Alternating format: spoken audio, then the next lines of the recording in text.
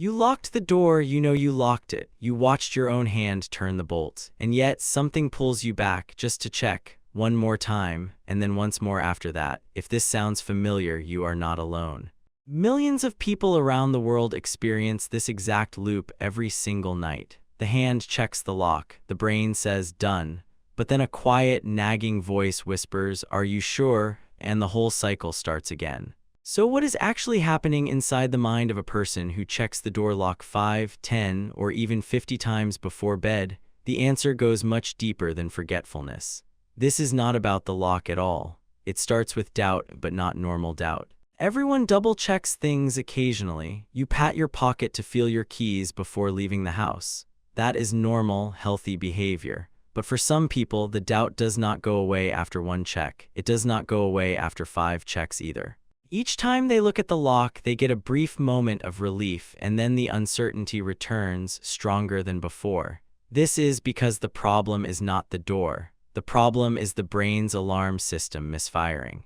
In people who struggle with compulsive checking, the part of the brain that says task complete, you are safe, does not send the right signal. The relief is always temporary, so the person checks again, searching for a certainty that never fully arrives. The role of OCD. Compulsive door checking is one of the most recognized symptoms of obsessive-compulsive disorder, commonly known as OCD. OCD is a mental health condition where the brain gets stuck in a loop of intrusive thoughts, called obsessions, and repetitive behaviors designed to ease those thoughts, called compulsions. For someone with OCD, the thought might be, what if someone breaks in tonight? What if I forgot to lock it and something terrible happens to my family? These are not just passing worries. They feel urgent, real, and deeply threatening.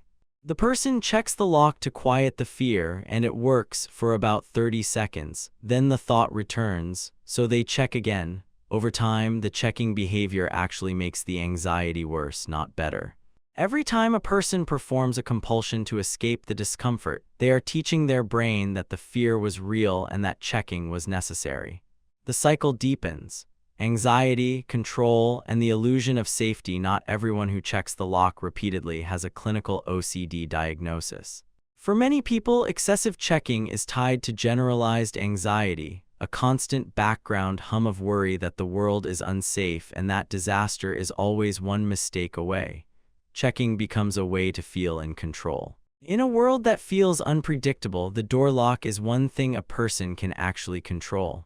If they can just make sure it is locked, truly, absolutely locked, then maybe the chaos outside cannot reach them. The lock becomes a symbol. Checking it becomes a ritual. This kind of anxious checking often gets worse during stressful life periods, a new job, a difficult relationship, financial pressure, or loss.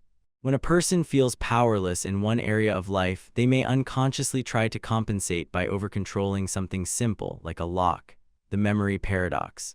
Here is a strange truth about compulsive checkers. The more they check, the less they remember checking. Research in cognitive psychology has shown that highly anxious, repetitive actions are actually harder to remember than normal actions. This is because the checking is done in a state of heightened stress without full mindful attention. The brain does not record it as a clear memory, so when the person asks themselves, "Did I really lock it?" they genuinely cannot recall. The checking created its own doubt. They go back again and again. The ritual feeds the very problem it is trying to solve. What happens in the brain? Brain imaging studies have shown that people with OCD have differences in the circuits connecting the front of the brain, responsible for decision-making, and the deeper regions that process threat and fear. These circuits are overactive. The danger signal fires too easily and too intensely. The all-clear signal is too weak. Serotonin, a chemical messenger in the brain, plays a significant role. This is why treatments involving serotonin-regulating medications can reduce OCD symptoms. The brain, in a very real and physical sense, is stuck in a threat-response loop that the person cannot simply think their way out of. Breaking the cycle, the most effective treatment for compulsive checking is a therapy called exposure and response prevention, or ERP. In this approach, the person deliberately resists the urge to check, even when anxiety is high, and allows the discomfort to pass naturally. Over time, the brain learns that the feared outcome does not occur and the anxiety gradually weakens. This is not easy.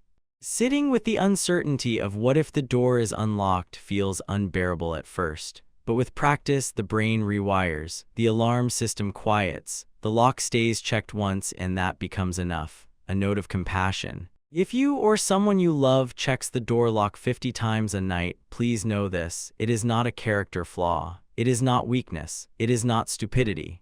It is a brain under enormous stress trying its best to keep a person safe. The behavior makes complete emotional sense, even if it is not helping. You deserve more than a life measured in lock checks, and with the right support, that life is absolutely within reach. The door is locked. You can rest now.